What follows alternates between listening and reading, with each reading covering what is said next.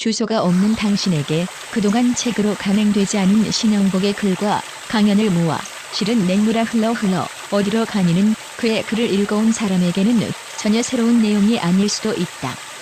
그러나 신영복을 읽는 독법은 여전히 행간을 읽는 것이라는 사실을 논하고 매년 봄마다 땅에서 새로운 생명이 자라듯이 그 행간에서 독자 저마다의 독서가 생긴다는 사실에도 새삼 놀랄 것 같다.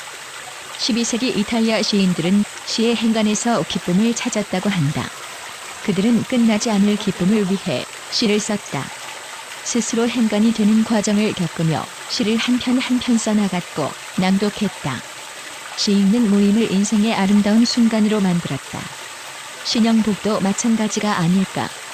신영복의 글을 읽을 때면 그가 쓴 글이 아니라 그를 행간으로 삼는 독법을 떠올리게 된다. 이번 책에는 비교적 자세하게 신영복의 대학 시절 이야기가 나온다. 신영복은 20년 세월을 감옥에서 보냈다. 그는 이 시절이 자신의 참다운 대학 시절이라 하면서 그 속에서 만난 사람들을 행간으로 삼아 시대를 읽고 인간을 읽고 자연을 읽고 사회를 분석했다. 이 중에서도 신영복의 진가는 인간이 아닐까 한다. 그가 읽은 인간은 남다른 삶을 가진 사람들이다. 그들은 신영복 안에서 아픔을 나누는 삶을 산다. 범죄를 저지르고 감옥에 있는 수인이든 지하철을 탄 승객이든 강의실의 학생이든 신영복 세계에서 인간은 하나같이 서로의 아픔을 나누는 따뜻한 관계에서 살아간다. 시인 랭보는 시를 썼다. 나는 20살까지 시를 썼다. 그 뒤론 그 시를 살았다. 신영복은 20년 세월 동안 사람을 읽는 행간을 만들었고 그 뒤로는 행간으로 살지 않았을까. 인간을 어떻게 보느냐, 어떤 관계에서 읽느냐 하는 것, 이것이 신영복의 대학 졸업장일 것 같다. 신영복은 비자본적 공간에 남아있는 작은 인정을 허투루 여기지 않고 씨앗을 심고 가꾸는 농부처럼 우리 인간 관계의 보편적 삶으로 전망한다. 지금 신영복을 읽는 이유도 어떻게 하면 신영복을 행간으로 삼을까 하는 궁금함 때문이라 생각한다. 그는 끝나지 않을 우리에게 던져줄 아름다움을 위해 스스로 행간이 되려고 한 것만 같다. 이 책에는 신영복이 암각화처럼 새긴 사람의 얼굴이 있다. 추운 겨울밤을 뜨겁게 해우한 나의 친구들을 나는 사랑합니다. 애정은 아무리 보잘것없는 대상도 자신의 내부로 깊숙이 안아들여 더욱 큰 것으로 키워내기 때문입니다. 어떻게 인간을 이토록 따뜻하게 볼 수 있는지 신영복의 글을 읽을 때마다 부끄럽기만 하다. 신영복은 왜 사람의 얼굴을 그리려고 하는 것일까? 이번에 신영복을 읽으면서는 부끄러움 뒤에 자유가 떠올랐다. 쓴다는 것이 필요할 때 우리는 자유롭다. 신영복은 사람의 얼굴을 쓰면서 비로소 자유롭지 않았을까? 그가 자유롭지 않았다면 책을 읽는 우리도 자유로울 수 없었을 것 같아. 인간은 사회적 동물이다. 혼자 사는 동물로 진화한 것이 아니라 누군가와 어울려 살아야 할 동물로 진화했다. 이런 동물에게 자유는 혼자 누리는 자유도 물론 있겠지만 관계 속에서 누리는 자유도 있다. 신영복은 후자에 특히 주목한다. 신영복은 생전의 줄곧 존재론이 아니라 관계론을 설파했다. 이 책에도 관계론이 등장한다. 관계론을 찬찬히 읽으면서 신영복은 아마도 관계 속에서 자유로운 인간으로 살다간 것은 아닐까 싶은 생각이 들었다. 이 책에는 편지가 들어있다. 그런데 주소가 없다. 그는 주소 없는 당신에게 띄운 편지에서 우리가 사는 관계를 묻는다. 어디에서 사는지, 어떤 관계 속에서 나고 자라는지를 묻는다. 그는 당신이 누구냐고 묻는 것이 아니라 당신이 사는 관계에 주소가 있냐고 묻고 곧이어 그 주소를 주변에 알려야 하지 않겠냐고 당부한다. 책을 읽으면서 신영복이 한 당부를 곰곰이 생각해보게 된다. 그는 왜 주소가 없는 우리에게 주소를 알려달라고 한 것일까? 이 책에는 다음과 같은 글이 나온다. 우리 사회를 보다 인간적인 사회로 만들어가는 먼 길에 다들 함께 하시기 바랍니다. 그는 누구라도 자기가 사는 곳에서 인간을 향한 발걸음을 내디디라고 따뜻하게 권유한다. 한 사람이라도 더 신영복 선생님의 글을 읽고 그분의 삶을 자신의 삶으로 받아들이기를 바란다.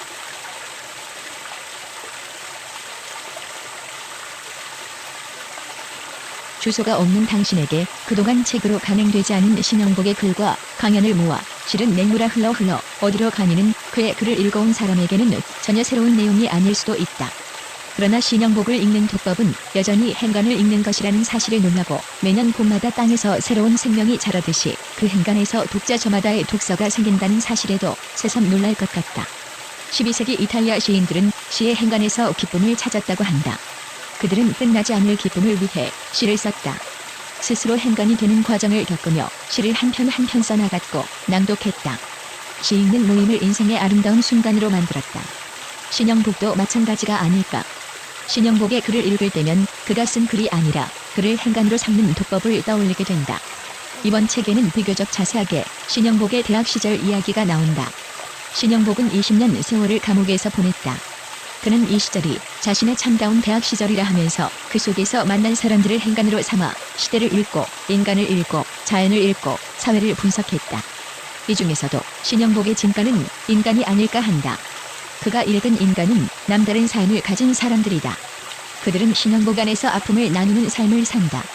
범죄를 저지르고 감옥에 있는 수임든 지하철을 탄 승객이든 강의실의 학생든 신영복 세계에서 인간은 하나같이 서로의 아픔을 나누는 따뜻한 관계에서 살아간다. 시인 랭보는 시를 썼다. 나는 20살까지 시를 썼다. 그 뒤론 그 시를 살았다. 신영복은 20년 세월 동안 사람을 읽는 행간을 만들었고 그 뒤로는 행간으로 살지 않았을까.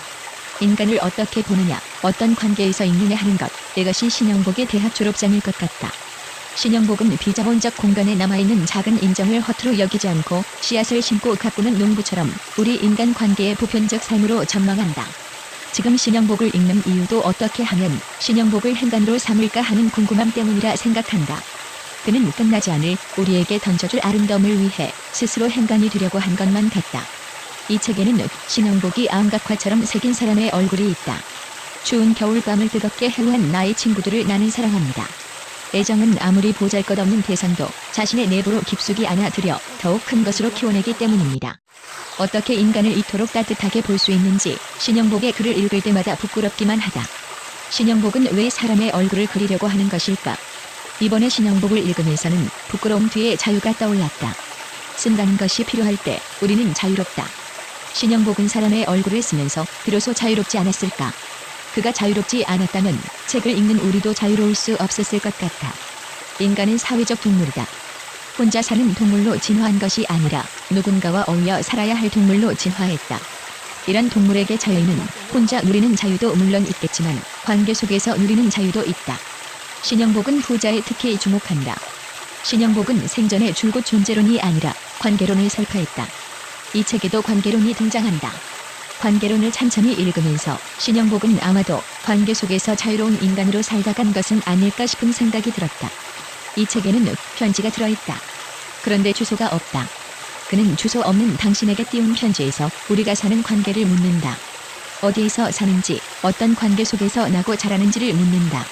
그는 당신이 누구냐고 묻는 것이 아니라 당신이 사는 관계에 주소가 있냐고 묻고 곧이어 그 주소를 주변에 알려야 하지 않겠냐고 당부한다. 책을 읽으면서 신영복이 한 당부를 곰곰이 생각해보게 된다. 그는 왜 주소가 없는 우리에게 주소를 알려달라고 한 것일까? 이 책에는 다음과 같은 글이 나온다. 우리 사회를 보다 인간적인 사회로 만들어가는 먼 길에 다들 함께 하시기 바랍니다. 그는 누구라도 자기가 사는 곳에서 인간을 향한 발걸음을 내디디라고 따뜻하게 권유한다. 한 사람이라도 더 신영복 선생님의 글을 읽고 그분의 삶을 자신의 삶으로 받아들이기를 바란다.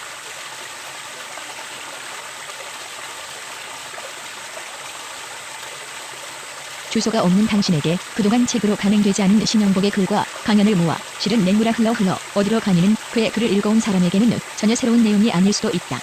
그러나 신영복을 읽는 독법은 여전히 행간을 읽는 것이라는 사실을 논하고 매년 봄마다 땅에서 새로운 생명이 자라듯이 그 행간에서 독자 저마다의 독서가 생긴다는 사실에도 새삼 놀랄 것 같다. 12세기 이탈리아 시인들은 시의 행간에서 기쁨을 찾았다고 한다. 그들은 끝나지 않을 기쁨을 위해 시를 썼다. 스스로 행간이 되는 과정을 겪으며 시를 한 편 한 편 써나갔고 낭독했다. 시 읽는 모임을 인생의 아름다운 순간으로 만들었다. 신영복도 마찬가지가 아닐까.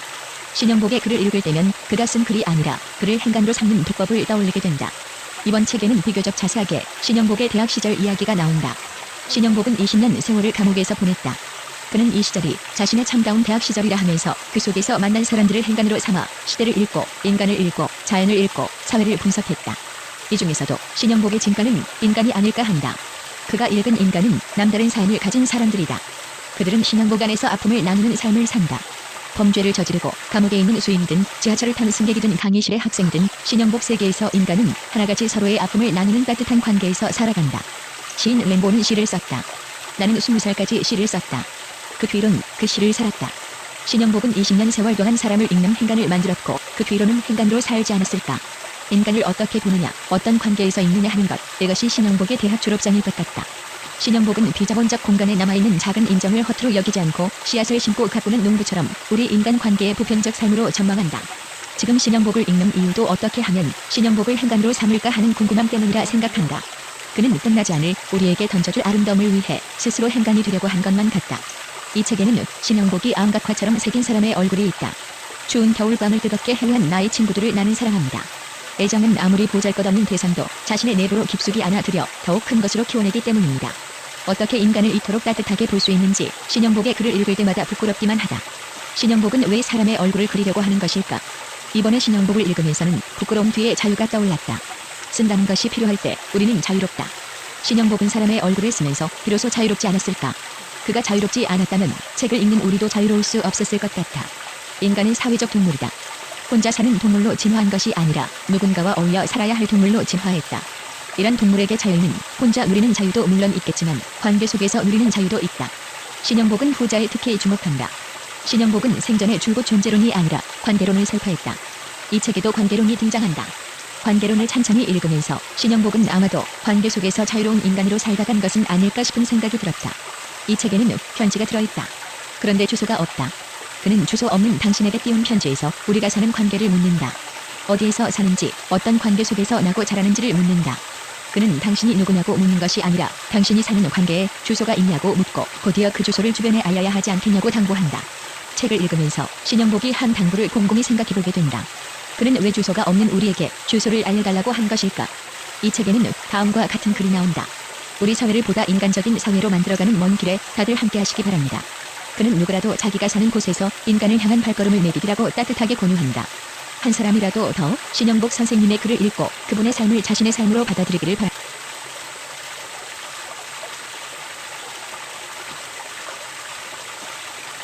주소가 없는 당신에게 그동안 책으로 간행되지 않은 신영복의 글과 강연을 모아 실은 맹물아 흘러 어디로 가니는 그의 글을 읽어온 사람에게는 전혀 새로운 내용이 아닐 수도 있다.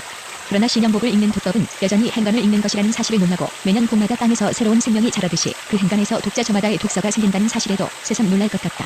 12세기 이탈리아 시인들은 시의 행간에서 기쁨을 찾았다고 한다. 그들은 끝나지 않을 기쁨을 위해 시를 썼다. 스스로 행간이 되는 과정을 겪으며 시를 한 편 한 편 써나갔고 낭독했다. 시인은 모임을 인생의 아름다운 순간으로 만들었다. 신영복도 마찬가지가 아닐까.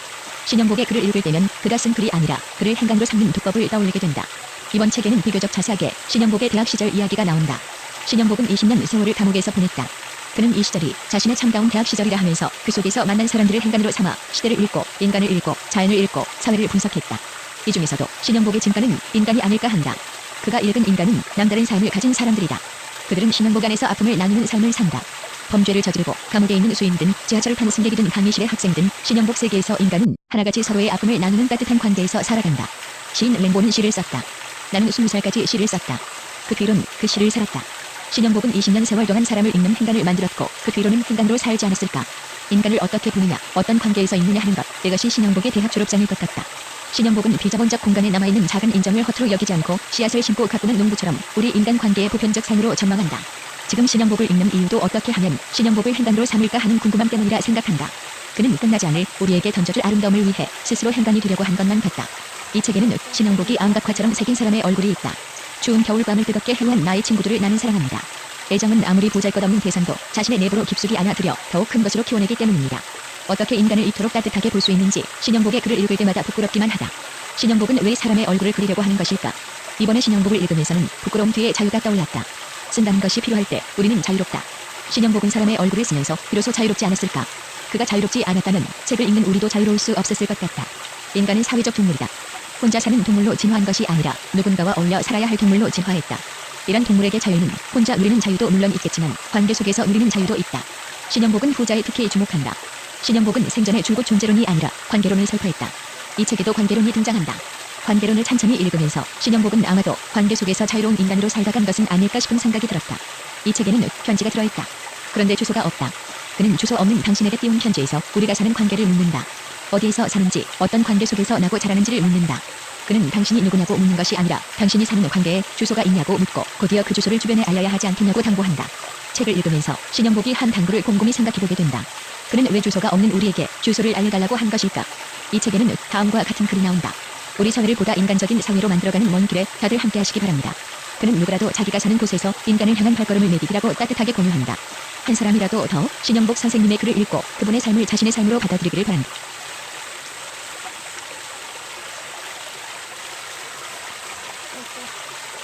주소가 없는 당신에게 그동안 책으로 간행되지 않은 신영복의 글과 강연을 모아 실은 맹물아 흘러 어디로 가느는 그의 글을 읽어온 사람에게는 전혀 새로운 내용이 아닐 수도 있다. 그러나 신영복을 읽는 독법은 여전히 행간을 읽는 것이라는 사실을 논하고 매년 봄마다 땅에서 새로운 생명이 자라듯이 그 행간에서 독자 저마다의 독서가 생긴다는 사실에도 새삼 놀랄 것 같다. 12세기 이탈리아 시인들은 시의 행간에서 기쁨을 찾았다고 한다. 그들은 끝나지 않을 기쁨을 위해 시를 썼다. 스스로 행간이 되는 과정을 겪으며 시를 한 편 한 편 써나갔고 낭독했다. 시인은 모임을 인생의 아름다운 순간으로 만들었다. 신영복도 마찬가지가 아닐까. 신영복의 글을 읽을 때면 그가 쓴 글이 아니라 그를 행간으로 삼는 독법을 떠올리게 된다. 이번 책에는 비교적 자세하게 신영복의 대학 시절 이야기가 나온다.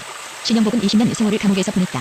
그는 이 시절이 자신의 참다운 대학 시절이라 하면서 그 속에서 만난 사람들을 행간으로 삼아 시대를 읽고 인간을 읽고 자연을 읽고 사회를 분석했다. 이 중에서도 신영복의 진가는 인간이 아닐까 한다. 그가 읽은 인간은 남다른 삶을 가진 사람들이다. 그들은 신영복 안에서 아픔을 나누는 삶을 산다. 범죄를 저지르고 감옥에 있는 수인든 지하철을 타는 승객이든 강의실의 학생든 신영복 세계에서 인간은 하나같이 서로의 아픔을 나누는 따뜻한 관계에서 살아간다. 시인 랭보는 시를 썼다. 나는 20살까지 시를 썼다. 그 뒤론 그 시를 살았다. 신영복은 20년 세월 동안 사람을 읽는 행간을 만들었고 그 뒤로는 행간으로 살지 않았을까. 인간을 어떻게 보느냐, 어떤 관계에서 있느냐 하는 것, 이것이 신영복의 대학 졸업장일 것 같다. 신영복은 비자본적 공간에 남아있는 작은 인정을 허투루 여기지 않고 씨앗을 심고 가꾸는 농부처럼 우리 인간 관계의 보편적 상으로 전망한다. 지금 신영복을 읽는 이유도 어떻게 하면 신영복을 행간으로 삼을까 하는 궁금함 때문이라 생각한다. 그는 끝나지 않을 우리에게 던져줄 아름다움을 위해 스스로 행간이 되려고 한 것만 같다. 이 책에는 신영복이 암각화처럼 새긴 사람의 얼굴이 있다. 추운 겨울밤을 뜨겁게 해오한 나의 친구들을 나는 사랑한다. 애정은 아무리 보잘것없는 대상도 자신의 내부로 깊숙이 안아들여 더욱 큰 것으로 키워내기 때문입니다. 어떻게 인간을 이토록 따뜻하게 볼 수 있는지 신영복의 글을 읽을 때마다 부끄럽기만 하다. 신영복은 왜 사람의 얼굴을 그리려고 하는 것일까? 이번에 신영복을 읽으면서는 부끄러움 뒤에 자유가 떠올랐다. 쓴다는 것이 필요할 때 우리는 자유롭다. 신영복은 사람의 얼굴을 쓰면서 비로소 자유롭지 않았을까? 그가 자유롭지 않았다면 책을 읽는 우리도 자유로울 수 없었을 것 같아. 인간은 사회적 동물이다. 혼자 사는 동물로 진화한 것이 아니라 누군가와 어울려 살아야 할 동물로 진화했다. 이런 동물에게 자유는 혼자 누리는 자유도 물론 있겠지만 관계 속에서 누리는 자유도 있다. 신영복은 후자에 특히 주목한다. 신영복은 생전에 줄곧 존재론이 아니라 관계론을 설파했다. 이 책에도 관계론이 등장한다. 관계론을 찬찬히 읽으면서 신영복은 아마도 관계 속에서 자유로운 인간으로 살다 간 것은 아닐까 싶은 생각이 들었다. 이 책에는 편지가 들어있다. 그런데 주소가 없다. 그는 주소 없는 당신에게 띄운 편지에서 우리가 사는 관계를 묻는다. 어디에서 사는지, 어떤 관계 속에서 나고 자라는지를 묻는다. 그는 당신이 누구냐고 묻는 것이 아니라 당신이 사는 관계에 주소가 있냐고 묻고 곧이어 그 주소를 주변에 알려야 하지 않겠냐고 당부한다. 책을 읽으면서 신영복이 한 당부를 곰곰이 생각해보게 된다. 그는 왜 주소가 없는 우리에게 주소를 알려달라고 한 것일까? 이 책에는 다음과 같은 글이 나온다. 우리 사회를 보다 인간적인 사회로 만들어가는 먼 길에 다들 함께 하시기 바랍니다. 그는 누구라도 자기가 사는 곳에서 인간을 향한 발걸음을 내디디라고 따뜻하게 공유한다. 한 사람이라도 더 신영복 선생님의 글을 읽고 그분의 삶을 자신의 삶으로 받아들이기를 바란다.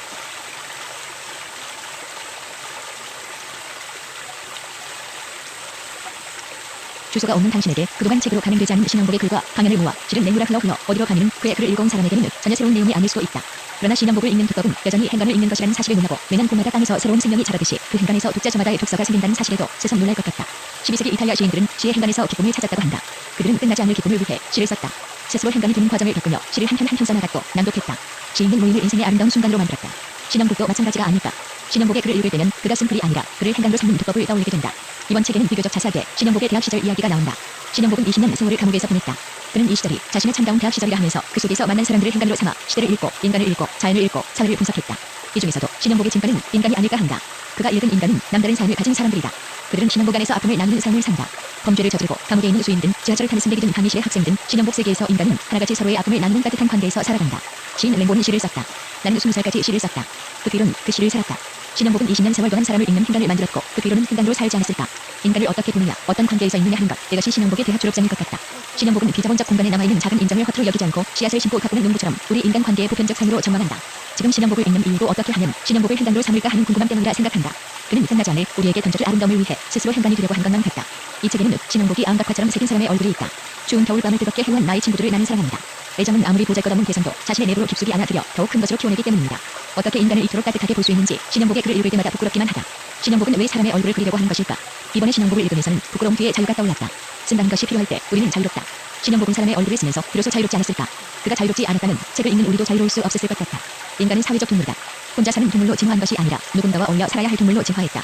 이런 동물에게 자유는 혼자 누리는 자유도 물론 있겠지만 관계 속에서 누리는 자유도 있다. 신영복은 후자에 특히 주목한다. 신영복은 생전의 줄곧 존재론이 아니라 관계론을 설파했다. 이 책에도 관계론이 등장한다. 관계론을 찬찬히 읽으면서 신영복은 아마도 관계 속에서 자유로운 인간으로 살다 간 것은 아닐까 싶은 생각이 들었다. 이 책에는 편지가 들어있다. 그런데 주소가 없다. 그는 주소 없는 당신에게 띄운 편지에서 우리가 사는 관계를 묻는다. 어디에서 사는지 어떤 관계 속에서 나고 자라는지를 묻는다. 그는 당신이 누구냐고 묻는 것이 아니라 당신이 사는 관계에 주소가 있냐고 묻고 곧이어 그 주소를 주변에 알려야 하지 않겠냐고 당부한다. 책을 읽으면서 신영복이 한 당부를 곰곰이 생각해보게 된다. 그는 왜 주소가 없는 우리에게 주소를 알려달라고 한 것일까? 이 책에는 다음과 같은 글이 나온다. 우리 사회를 보다 인간적인 사회로 만들어가는 먼 길에 다들 함께 하시기 바랍니다. 그는 누구라도 자기가 사는 곳에서 인간을 향한 발걸음을 매기라고 따뜻하게 권유합니다. 한 사람이라도 더 신영복 선생님의 글을 읽고 그분의 삶을 자신의 삶으로 받아들이기를